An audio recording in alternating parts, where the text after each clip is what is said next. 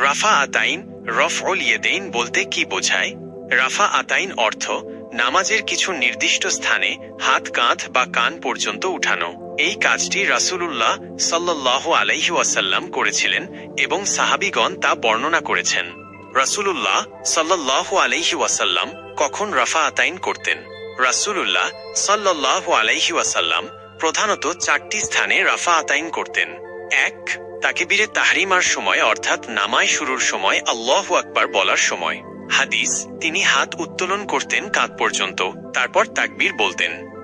সহিহ বুখারী হাদিস 736। 2. রুকুতে যাওয়ার সময়, রুকুর পূর্বে আল্লাহু আকবার বলে রুকুতে যাওয়ার সময়। হাদিস, রুকুতে যাওয়ার সময়ও তিনি হাত উত্তোলন করতেন।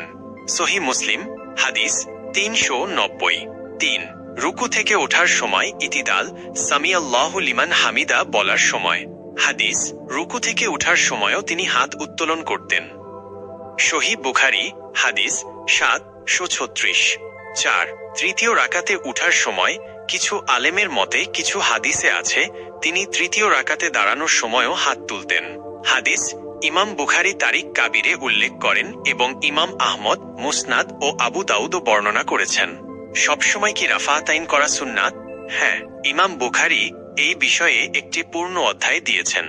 বাব রাফা আল ইয়াদাইন ফিস সালাহ, নামাজে হাত উত্তোলন করার অধ্যায়। সাহাবীদের বক্তব্য। ইবনে উমর রাদিয়াল্লাহু আনহু বলেন, আমি রাসূলুল্লাহ সাল্লাল্লাহু আলাইহি ওয়াসাল্লাম কে নামাজে এই 3 স্থানে হাত তুলতে দেখেছি। সহিহ বুখারী হাদিস 736। কারো যদি প্রশ্ন হয়, হানাফিরা তো রাফা আতাইন করে না কেন? হানাফি মাযহাবের ইমাম আবু হানিফা রাহিমাহুল্লাহ মতে রাফা আতাইন প্রাথমিক যুগে করা হতো, পরে তা পরিত্যক্ত হয়। তবে সালাতের বিশুদ্ধ পদ্ধতি অনুসন্ধানে যারা সহিহ হাদিস অনুসরণ করে তারা রাফা আতাইন করেন এবং তা একেবারেই সুন্নাতে মুআক্কাদা।